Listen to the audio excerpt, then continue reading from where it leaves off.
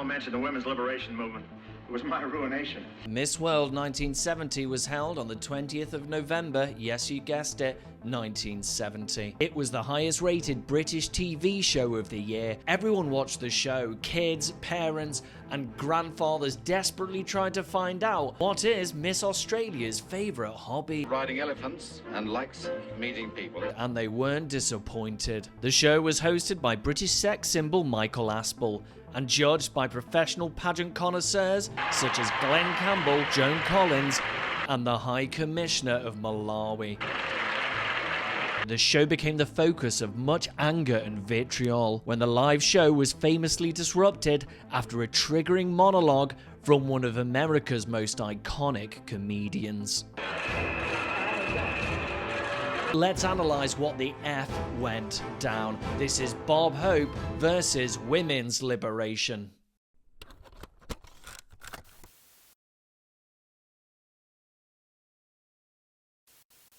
Bob was a guest host and official crowner of Miss World 1970, a competition where he'd had much experience in both hosting and cheating on his wife. In 1961, he struck up a decades-long affair with winner Rosemarie Frankland. In addition to this, he would often take Miss America or Miss World contestants on his USO tours, which I'm sure helped troop morale, but I think taking young women to a literal war zone is reckless at best. In 1968, he took Miss Peru, Madeline Hartog, to Vietnam. These men are all technicians out here. They'd be interested in your vital statistics.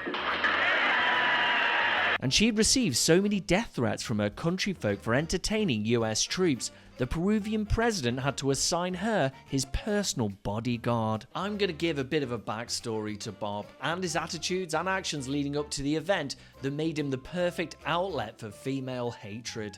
I've had 3 shots on television. Fortunately, they all missed me, but I must say... Now, as a disclaimer, context is always king, isn't it? I mean, Bob was born in 1903. He was 25 years old when sliced bread was invented.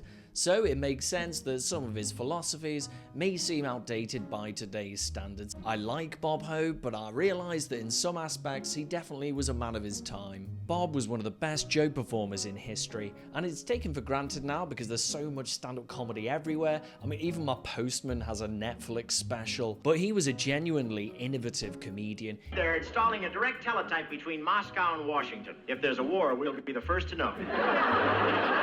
When he told a joke, you can see him gauging the audience's reaction, and his expressions react to their response, occasionally responding about the joke's success or failure. That's a good joke the way I tell it, huh? It made him feel more in the moment than other comedians of his generation. He employed an army of writers over his 8-decade career, famously having them on a 24-hour emergency call for when he'd urgently need a joke about the Bay of Pigs or Kiki D. Many stars would pretend it was all material from their own genius mind, but he openly acknowledged that he used writers, and many of them spoke with love and affection about him, including his first female comedy writer in 1981. I remember Joan Rivers saying that she didn't respect Bob because he just relied on writers. By that logic, Frank Sinatra, he didn't write his own songs. Does that mean he's a bad singer? No, and I'll fight anyone who says otherwise. Why don't you go through that joke just to get to the Oh, the hell with that. No. Hey, a little different when I got the mafia on my side, you know? Aside from showcasing his stand-up skills in vaudeville, radio and television, he was also a successful film star. His movie roles in his most profitable years, he'd usually play the bumbling, cowardly wisecracker, a wannabe Lothario, who doesn't necessarily get the girl. And you can see why he was indeed one of the main influences of Woody Allen. When I used to go out on dates, I would always think to myself, tonight I'm Bob Hope. For example, at the conclusion of The Road to Utopia, he succeeds in taking away Dorothy Lamour from Bing Crosby. You think he's won. But then the joke's on him, as years later, Bob's alleged son emerges with the face of Bing Crosby. We adopted him. This persona trait as the unsuccessful ladies' man that served him so well in his peak years, Bob took into the 1960s. Such a bad part. When American culture started to evolve in attitudes to race, war, and the role of women, and Bob struggled to adapt to this. Hi! We sure are. And when women's liberation movements started to germinate, Bob would often use the concept of female liberation as a punchline. In 1964, the same year the Civil Rights Act passed, to meet the mood of the moment, Bob starred in A Global Affair, a comedic farce based in the United Nations. A fertile ground for humour. To understand the concept of the film, you've got to think of Three Men and a Baby if it starred Kofi Annan. What do you know about turkey? Well, the white meat's tender. Now here's the storyline. A woman abandons her baby. Every country in the world wants the baby for propaganda purposes. Each UN country sends women to seduce Bob to convince him that their nation should keep the kid. Oh, please, just for tonight, pretend you are in Japan. Women from countries around the world are forced to prostitute themselves by men. And in the end, none of the women win, as Bob, a man, is deemed to be the best possible caregiver. Sweetest little sugar bun this side of But he can't be sexist because his job title is the head of women's rights. You got nothing on him. And of course you might think to yourself, well, that's him as an actor, maybe he's not like that in real life. So I actually found an article from 1967. Where male stars were asked about what they look for in a woman, well, this is what Bob said. And there's an aura of mystery about a woman. That full-bosomed redhead you meet at a cocktail party tonight may be the washed-out, flat-chested blonde you elbowed out the way at the supermarket this morning. So he's saying in essence this: don't be a dickhead to a flat-chested woman, as later on in the evening when she's made up, her boobs may be bigger than you initially thought. When I make love, I mean it. I'm a perfectionist. At the time this subtle article came out, female demonstrations started to become louder. On the 7th of September 1968, there were protests for the crowning of Miss America in Atlantic City. Organiser Peggy Dobbins called the pageant degrading, because we're put into a position of feeling we should try and be this kind of ideal sexual commodity, a combination of sex object and Earth Mother. Just before the winner was announced, a dozen women unfurled a huge banner on the stage, stating women's liberation. Stink bombs were thrown by members, there were ash cans burning outside where lipsticks, hair curlers, false eyelashes, girdles and wigs were thrown onto them. Writer Art Buchwald decrying, "It is one thing to protest a system or an institution, but it is another thing to burn your bra." And he's exactly right. I'm about to lose my shit just thinking about it. It's nothing sacred. In the summer of 1970, the women's liberation movement was established in Britain. They wanted to emulate the publicity and headlines of the American protest. Member Sally Alexander explained, "Why do you have to be beautiful before you get noticed as a woman? We knew if we could disrupt the spectacle, it would make an impact." They felt that beauty pageants were a cattle market that just simply degraded women. Luckily for them, on October the 5th, 1970, their hero Bob Hope confronted feminism head-on by presenting a women's liberation comedy spectacular. I'm very happy to be here in New York. With all the hijacking, I'm happy to be anywhere. An alternate dimension where women were in charges of positions of power. It starred some of the greatest female comedy stars of the day and of all time. Phyllis, Diller, Totie, Ruth, Buzzi. It sets up the following premise: what would happen if gender roles were reversed? Here you see the world in the full bloom of women's liberation. The opening of the show plays a montage of women fighting for their rights, celebrating their successful movement. And what about the opposite sex? The lion of the jungle. What is his role in the new world? But then undercuts that powerful scene with Bob wearing an apron and being bad at household chores. The whole episode is actually a little dark. Without the canned laughter, it actually seems like a PSA-style drama more than a comedy. Oh, please don't mention the women's liberation movement. It was my ruination, my finish. Bob living the life as a woman, experiencing all their issues and prejudices. Buzzi plays a talent agent who promises Hope roles for sexual favors. Don't be a fool, sweetie. I can get you a lot of work. Now, wait, no.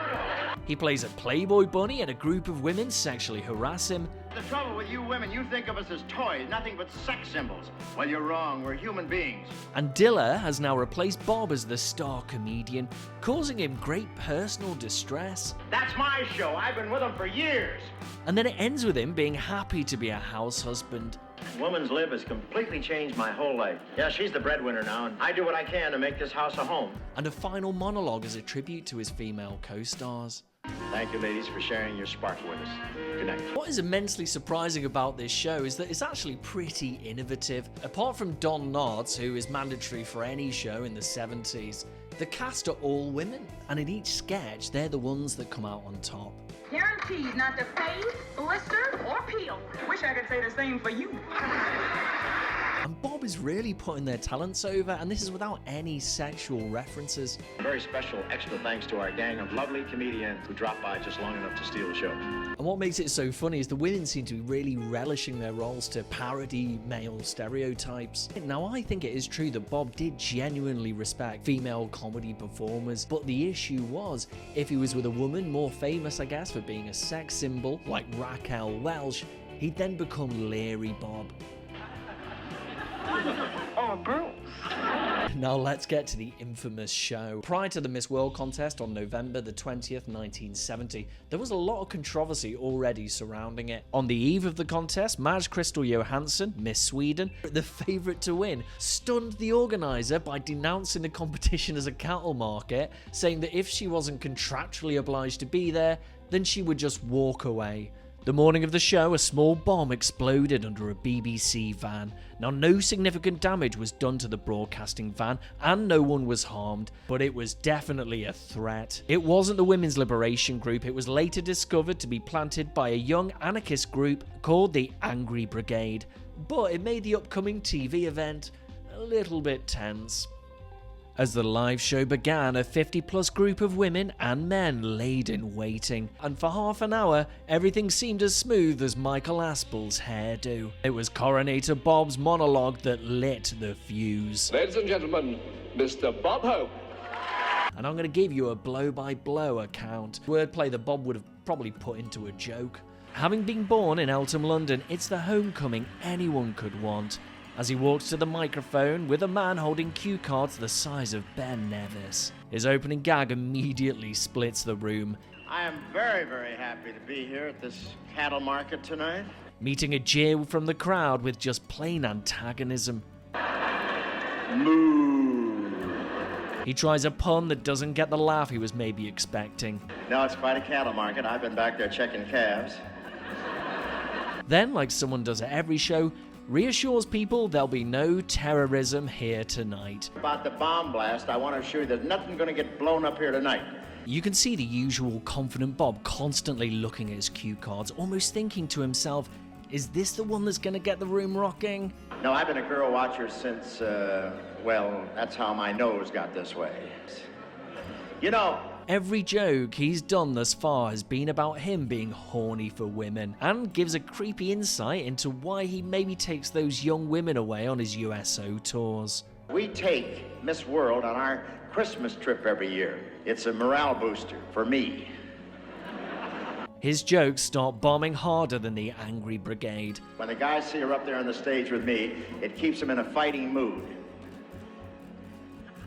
But then starts getting some traction. The fighter pilots, they did loop-de-loops, they did rolls, they'd fly out in formations, and many of them had planes. The only non-sex joke thus far gets a big laugh. Come on, Bob, just keep doing that. And I must say that last year I promised Miss World a part in a picture, and I'll have to do something about it soon because she's getting tired of all the rehearsals. No, can I tell you? Despite immediately returning to sex jokes about beautiful women, I do have that need, ladies and gentlemen. they start getting momentum and his confidence seems to rise. But it was this joke that broke the dam. Now, the fight to save our wildlife has many rewards, ladies and gentlemen, not the least of which is getting your wife to wear a cloth coat. You can see why. Rattles start whirring, whistles and screams of women's liberation start bellowing through the halls with the sound of banging and a startled Bob glaring into the void when suddenly out of nowhere he's struck with flower bombs. The stage floor resembling Robert Evans' coffee table as proceedings are immediately grounded to a halt. Being heard off microphone saying, "Who are these bastards?" Then led off the stage covered in flour, fearing if eggs are thrown, he may be baked into a large cake.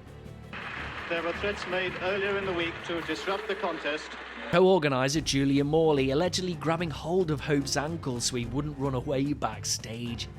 He is bewildered. He's a bit bewildered. Told you so. But it's a big round of applause for him now. He then goes the younger generation further by reminding them of his support of an unpopular war. This is a nice conditioning course for Vietnam. He then uses a line straight from Richard Nixon's anti-hippie playbook. Anybody that would try to break up an affair as wonderful as this have got to be on some kind of dope, ladies and gentlemen, believe me. Assuming that the reason for the protests is they're all just high. As he starts introducing the contestants, he's clearly knocked off his game, messing up lines, animatedly looking out into the crowd surveying for threats. When he comes back at the end to crown the winner, he kisses her on the cheek and gradually retreats to the back without fanfare. He ended up crowning Miss Granada Jennifer Hoston, the first non-white winner of the accolade, who would state, "Everybody is entitled to their opinion. I don't think I'm too bad to look at." The protesters apologized to the contestants, saying, "We never intended to attack the girls. We just wanted to show we were sorry for them." I think I'm cracking up, Doc. There's all those girls and just one of me. After the show, Bob would say to the press he was absolutely flabbergasted and had never faced a bunch of mad women before. And it's certainly reasonable to say that for certain people around that time, they may not have understood the issues that people had with Miss World, but I think Sammy Davis Jr.'s approach is the right one. In 1975, he was to be a special guest at Miss World USA at the Springfield Civic Center. As his bus pulled up to the event, he was met with 250 female protesters. He was confronted, and after speaking with protesters, he agreed to support a group fighting for human dignity. Though he didn't agree entirely with opposition to beauty contests, he said this: "If they care this much about it, I have to respect it." He got back on the bus and drove home. Now, even converting someone as famous as Sammy Davis Jr. is a victory, despite the fact that the show did still go ahead. And who was the host of the show? Then just sing Honeysuckle Rose. Mr. Bob Hope. He learned call. Glad to see you.